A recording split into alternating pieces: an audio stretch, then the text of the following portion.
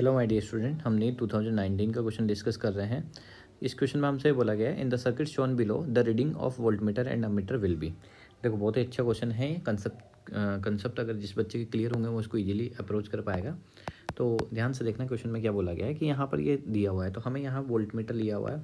अब हम जानते हैं वोल्टमीटर जो होता है उसका इंटरनल रेजिस्टेंस क्या होता है, हाई होता है। मतलब वोल्टमीटर अगर आइडियल है तो उसका इंटरनल रेजिस्टेंस क्या होता है, इन्फिनिटी होता है। वोल्टमीटर का इंटरनल रेजिस्टेंस क्या होता है, इन्फिनिटी होता है। तो रेजिस्टेंस जब है तो आर जो होगा वो क्या होगा, इन्फिनिटी होगा। ठीक है, इसको मैं वोल्टमीटर के पास ही लिखता हूँ ताकि कन्फ्यूजन ना हो। तो वोल्टमीटर का जो इंटरनल रेजिस्टेंस है वो क्या होता है, हाई होता है अगर आइडियल वोल्टमीटर है तो। ओके, तो अगर यहाँ पर अगर रेजिस्टेंस इन्फिनिटी होगी तो हम जानते हैं कि करंट हमेशा लो रेजिस्टेंस पाथ का फॉलो करता है। तो यहाँ पर जो करंट है उसकी वैल्यू क्या होगी, जीरो होगी। और सारी की सारी करंट कहाँ से निकलेगी, इस 10 ओम के अक्रॉस ही निकलेगी। ओके, तो हम सबसे पहले करंट निकाल लेते हैं। तो करंट निकालने के लिए फॉर्मूला क्या होता है, I is equal to V by R निकाल लेते हैं। ओके, तो यहाँ पर V जो है वो वोल्टेज कितना है, 10 वोल्ट की बैटरी है। यहाँ पर रेजिस्टेंस कितना है, 10 ओम का। तो यहाँ पर इस सर्किट में जो करंट जारी होगी वो कितनी जारी होगी, 1 एम्पियर। मतलब हमें पता लग चुका है इस सर्किट में जो करंट जारी है वो आई इक्वल टू कितना है, 1 एम्पियर की करंट फ्लो हो रही होगी। ओके, और मैं यहाँ पर ये जो आई इक्वल टू जीरो बोल रहा हूँ ये इस पर्टिकुलर ब्रांच के लिए बोल रहा हूँ। ओके, इस जहाँ पर वोल्टमीटर कनेक्टेड है। ओके, यहाँ पर क्या है, 1 एम्पियर की आ रही, तो 1 + 0 टोटल 1 एम्पियर की करंट बाहर निकली। अब देखो यहाँ पर V1 की वैल्यू निकाल लेते हैं। V इक्वल टू क्या होता है, आई आर। ओके, तो यहाँ पर मैं V1 निकालना चाह रहा हूँ। तो I जो है यहाँ पर देखो पैरेलल में वोल्टेज मतलब पैरेलल में जो होता है उनमें वोल्टेज सेम रहता है।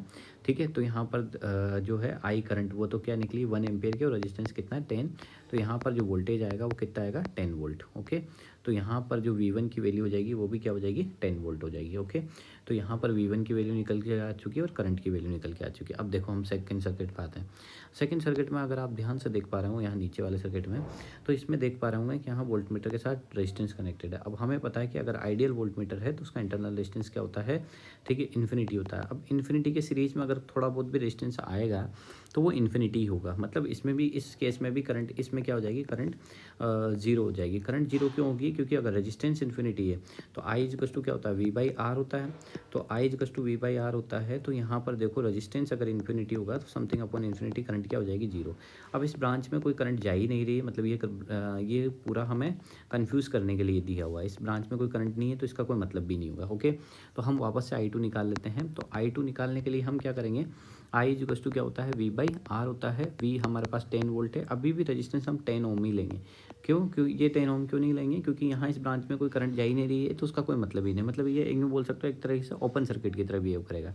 ओके, तो यहाँ पर 10 से 10 कैंसिल आउट हो जाएगा, कितना आएगी, 1 एम्पियर की। अच्छा, यहाँ पर पोटेंशियल देख लेते हैं V2।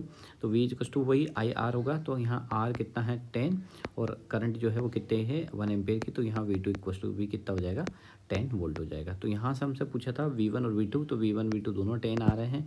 करंट के बारे में बात करें तो यहाँ पर करंट I1 जो थी वो कितनी थी, 1 एम्पियर, और यहाँ पर करंट कितनी है, I2 इक्वल टू 1। मतलब मैं बोल सकता हूँ कि यहाँ पर I1 इक्वल टू क्या है, I2 है, और V1 इक्वल टू क्या है, V2। चलो ऑप्शन चेक करते हैं।